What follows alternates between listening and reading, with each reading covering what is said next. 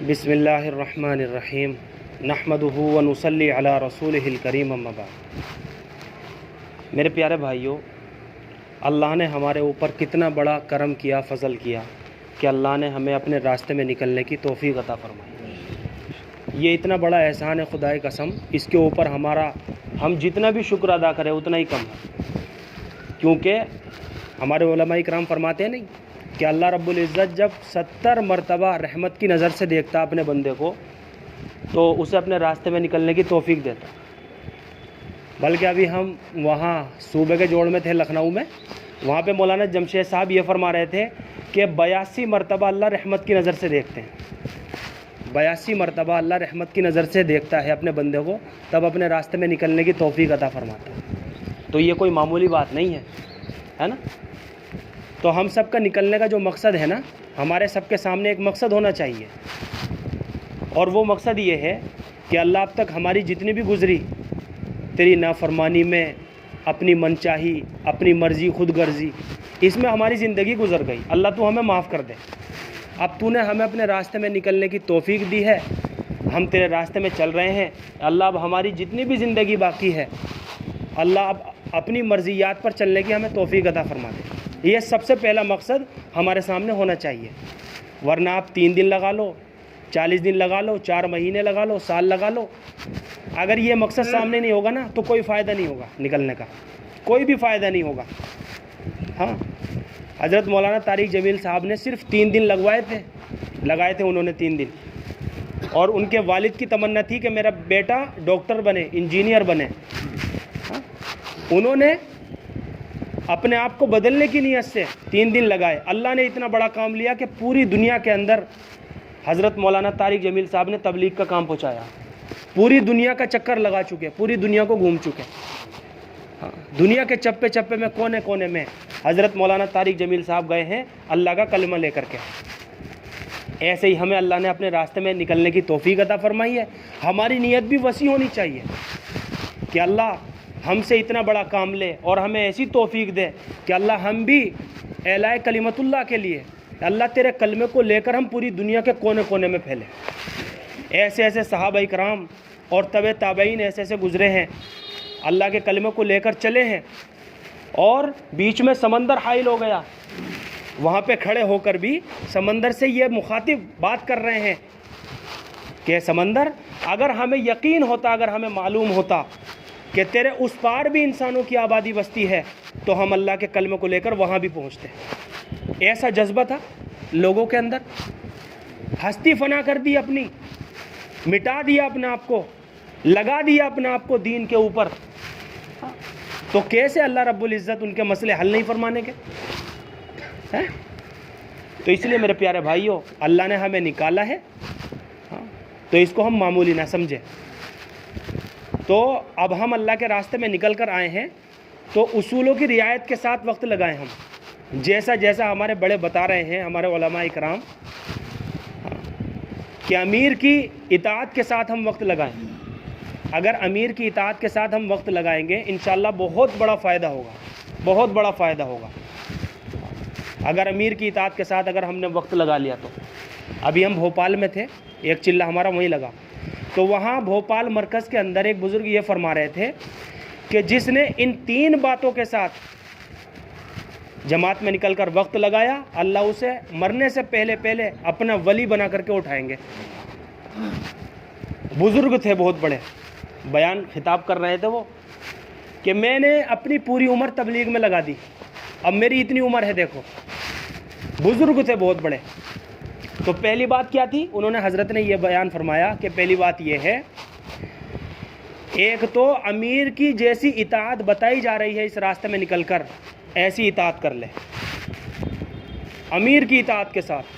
अगर 10 मरतबा भी इस्तंजे के लिए हम जा रहे हैं, बैतुल खला में जा रहे हैं, गुस्ल करने के लिए जा रहे हैं, और किसी भी हाजत से हम जा रहे हैं, तो 10 मरतबा ही अपने अमीर से मालूम करें।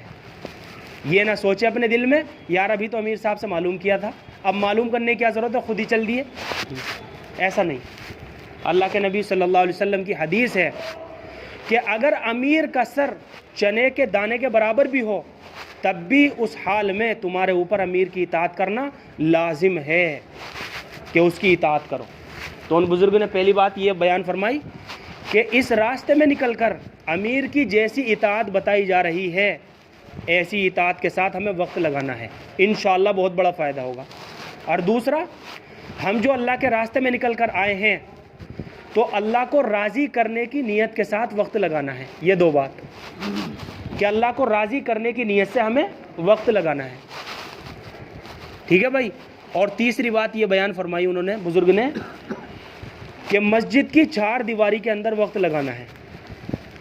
कि इन 3 बातों के साथ उन्होंने, कि ये मेरा अपना ज़ाती तजर्बा है, उन बुज़ुर्ग ने फरमाया कि मैं अब तक इस तबलीग में लगा हुआ हूँ, जितना मेरा वक्त लगा है मैंने इसका लब्बल लुबाब और निचोड़ जो निकाला है मैं यहाँ तक पहुँचा हूँ इन 3 बातों पे, कि जिसने इन 3 बातों की रियायत के साथ वक्त लगाया अल्लाह मरने से पहले उस अपना वली बनाकर उठाएंगे।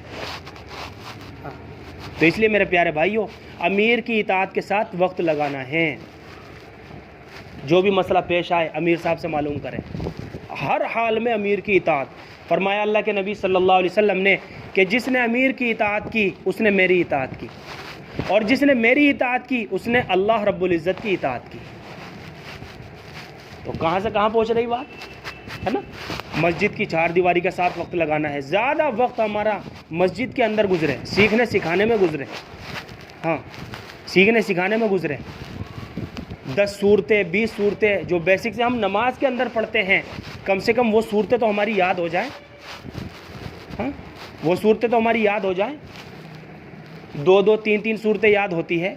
अब अल्लाह के रास्ते में हम निकल कर आए हैं, अपना सारा वक्त फारिग करके आए हैं, हम अपने बीवी बच्चों को भी छोड़ कर आए हैं, चिल्ले 4 महीने के लिए 3 दिन के लिए अपने काम को भी बंद करके आए हैं।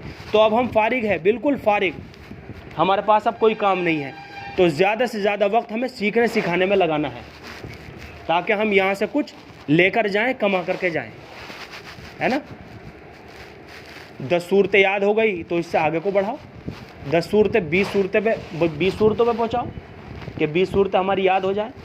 नमाज के अंदर जो क्या पढ़ा जाता है, अत्तहियात, वो हमारी सही याद हो, सूरह फातिहा हमारी सही से याद हो, है ना भाई। बड़ा हा कहाँ से निकलना है, छोटा हा कहाँ से निकलना है, ये सब सारी बातें जो है हमें याद होनी चाहिए। छोटे काफ में और बड़े काफ में कितना ज़मीन आसमान का फ़र्क है। कुरान में ना बिक़ल्बिन सलीम के जन्नत में वो दाखिल होगा जो सलामती वाला दिल लेकर के आएगा।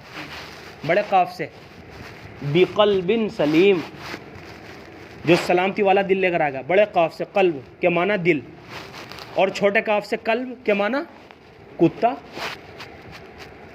अब अगर हमने बड़े काफ की जगह छोटा काफ पढ़ दिया बिक़ल्बिन सलीम, नाउज़ बिल्ला, हमने आयत को कहाँ से कहाँ पहुँचा दिया कि जन्नत में वो जाएगा जो कुत्ता बनकर आएगा, नाउज़ बिल्ला। तो कितना फ़र्क हो गया ज़मीन आसमान का। तो इन चीज़ों पे हमें ध्यान देना है। तो सीखने सिखाने के लिए तो आए हम, है ना। और यहाँ पे आज़म करें, इरादा करें इंशाअल्लाह कि यहाँ पे जैसे हम रोज़ाना का मशवरा कर रहे हैं, रोज़ाना की तालीम कर रहे हैं, इनफिरादी मुलाकात कर रहे हैं, गश्त कर रहे हैं, उमूमी बयान कर रहे हैं, लोगों को किस तरह समझा रहे हैं हम अल्लाह के रास्ते में निकल कर, बस बेआईनी ही यही मेहनत हमें अपने मकाम पे जाकर भी करनी है, तब तो फ़ायदा होगा। मकाम पर जाकर मेहनत करना ये असल काम है ये, क्योंकि वहाँ पर इंसान जो है ना अपने बीवी बच्चों से, कारोबार से और दुनियावी मशागिल बहुत सारे हैं, उनसे घिरा हुआ रहता, उलझा हुआ रहता। तो वहाँ पे जो है अल्लाह के काम के लिए, दीन के लिए वक्त निकालना बहुत मुश्किल होता है, बहुत कठिन काम होता है। तो इसलिए मेहनत जो असल है वो अपने मकाम की है। यहाँ से जो हम सीख रहे हैं, जो हम कर रहे हैं, बस यही मेहनत हमें अपने घर में जा कर के करनी है, अपने मकाम की मस्जिद में जा कर के करनी है। लोगों को किस तरह जोड़ना है वो सोचे, वहाँ बैठ कर के मशवरा करें कि हमारे महल्ले की लोगों की अक्सरियत कितनी नमाज़ पढ़ने के लिए नहीं आ रही है, कितनी नमाज से गाफिल है, उसके बारे में सोचे। हाँ, ऑस्ट्रेलिया में या गालिबन श्रीलंका में हारून नाम का एक लड़का था। जब उसने 40 दिन लगाए ना, रायवंड में 40 दिन लगा गया अपने मकाम पर, वो ऐसी अल्लाह रब्बुल इज़्ज़त ने उसके सीने में फ़िक्र भरी जब 40 दिन लगा के, क्योंकि उसने जमात में निकल कर तो सारा नूरानी माहौल देखा था। अब जब 40 दिन लगा के अपने मकाम पे पहुंचा तो उसका उल्टा मिला, कि नमाज़ पढ़ने के लिए 100% में से 10% भी लोग नमाज़ पढ़ने नहीं आ रहे हैं। उसके दिल पे चोट लगी कि मैं कैसे अपने महल्ले के लोगों को मस्जिद में लेकर आऊँ। उसके लिए उस लड़के ने, हारून ने, इतनी मेहनत करी, दर दर फिरता था, लोगों की ठोड़ियों में हाथ डालता था। वो लोग उसे पागल समझते थे, मजनून कहते थे। उसकी माँ कहती थी, बेटे चिल्ले 4 महीने तो और भी लोग लगाते हैं, लेकिन तेरी तो हालत बड़ी अजीब हो गई। मलेशिया का है ये वाक़या, मलेशिया का वाक़या है ये, कि बेटे तेरी हालत तो बड़ी अजीब हो गई। कोई उसकी बात सुनने के लिए तैयार नहीं होता था। मस्जिद में बिठाता था ना तो धक्का मार के हटा दिया करते थे। रातों को मांगा करता था अल्लाह से, गिड़गिड़ा के रोया करता था। चंद हफ्तों की मेहनत से अल्लाह ने उसके साथ एक नौजवान खड़ा किया। एक नौजवान, अब 2 हो गए। अब उसका भी मशगला यही हो गया, वो भी उसके साथ दर दर फिरने लगा, लोगों को नमाज की दावत देने लगा, ईमान की दावत देने लगा। अल्लाह ने हमें दुनिया में क्यों भेजा है, इसका मकसद बताया। मेरे प्यारे भाइयों, अल्लाह को उसकी ये मेहनत इतनी पसंद आई कि उस हारून नौजवान लड़के की मेहनत से पूरी मलेशिया का मरकज़ उसी की मस्जिद को बना दिया। देख लो आप जाके, जिस महल्ले में रहा करता था ना, और जो उस महल्ले की मस्जिद थी, वही मस्जिद आज पूरी मलेशिया का मरकज़ बनी हुई है, उस एक नौजवान लड़के की मेहनत से।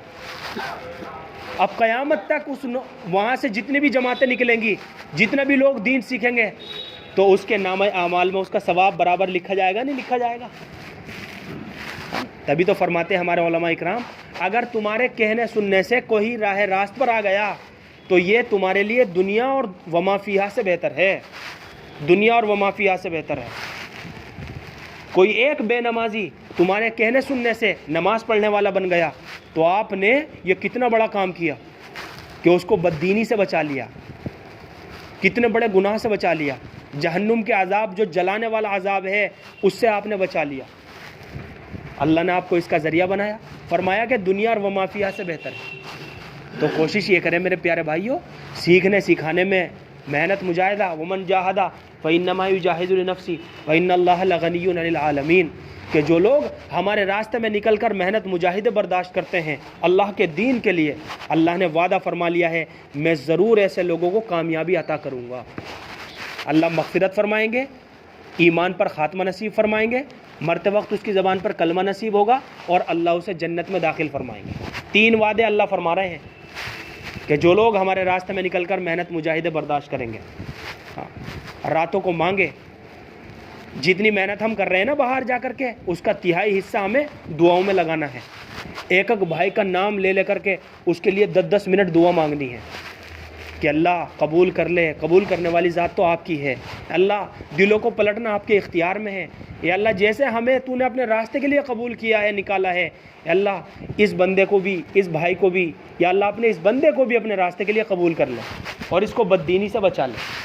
सबकी हिदायत की दुआ करनी है, मस्जिद की 4 दीवारी के साथ, नज़रों की पर्देदारी के साथ। फरमाया इंसान की नज़र जहाँ तक पहुँचती है ना, शैतान पहुँच जाता वहाँ तक। और फरमाया जो इंसान जानबूझकर गैर महरम को देखेगा, नज़र डालेगा, कल क़यामत के दिन अल्लाह के नबी सल्लल्लाहु अलैहि वसल्लम की हदीस है कि उसकी आंखों में शीशा पिघला करके डाला जाएगा। तो इसलिए बदनज़री से बचना है, ज़्यादा से ज़्यादा वक्त मस्जिद की 4 दीवारी में लगाना है। सब करेंगे इंशाअल्लाह ऐसे ही। हाँ, अमीर की इताअत के साथ हमें वक्त लगाना है। अल्लाह हमें अमल की तौफीक अता फरमाए।